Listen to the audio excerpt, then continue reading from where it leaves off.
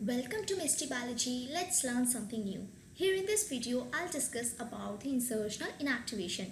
But first, let's see a little bit about the cloning vector PBR322. It is first genetically engineered cloning vector which is widely used in recombinant DNA technology, and it was first discovered by Bolivar and Rodriguez in 1977. There are three essential features of this PBR322. First is the presence of origin of replication.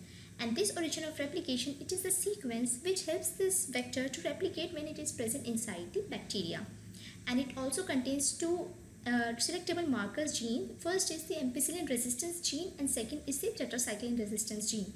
These two ampicillin and tetracycline resistance genes helps the bacteria to survive even in the presence of the antibiotic ampicillin and tetracycline. Okay. And it also has restriction enzyme cleavage sites, which are unique restriction enzyme cleavage sites. Okay, that means these restriction enzymes cleave the vector only at one position. Okay, now let's see how this insertional inactivation works. Suppose this tetracycline resistance gene, it is the fragment of the PBR322. Okay, when this tetracycline resistance gene, when it expresses, it produces enzyme, and that enzyme used to detoxify the tetracycline present in the medium in which the bacteria is growing. That means due to the presence of this tetracycline resistance gene, bacteria has a benefit that it can grow in the presence of the tetracycline antibiotic. Okay, that means it can grow in this kind of antibiotic. Now, if we insert our gene of interest here in this tetracycline resistant region, that means now we have disrupted this gene, and now this gene is no longer be able to produce the resistance protein.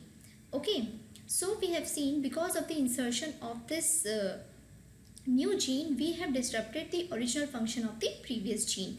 And now if the bacteria is transformed with this kind of vector, then it will not be able to survive in this tetracycline containing medium. That means now it is tetracycline sensitive. Okay, and this is called the insertional inactivation.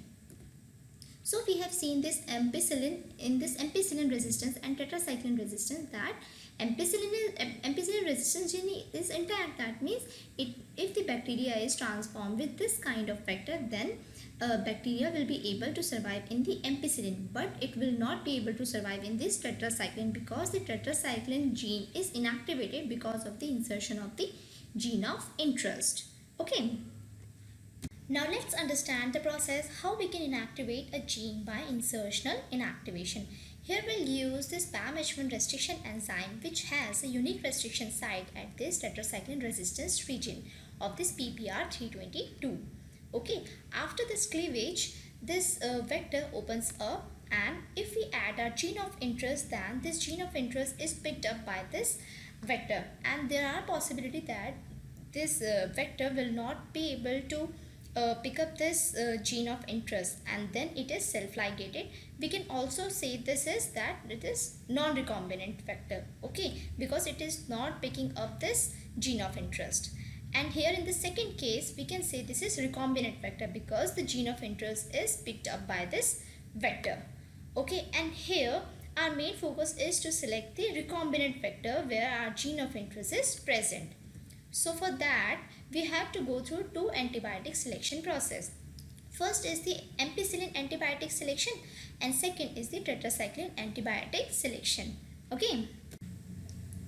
Here, if the bacteria is not transformed, that means no vector is present inside the bacteria.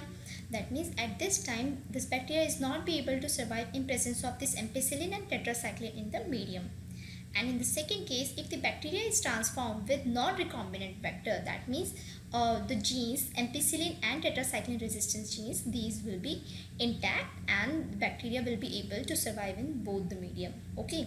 And in third case, if the bacteria is transformed with recombinant vector, that means at this time bacteria will not be able to survive in the tetracycline. Why? Because tetracycline gene is disrupted because of the insertion of the foreign gene, but it is still able to survive in this ampicillin because ampicillin gene is intact. Okay. So in this video, we have seen the insertional inactivation and the process of inactivating a gene. That's all for today. If you like my video, please like, subscribe and share with your friends. Thank you.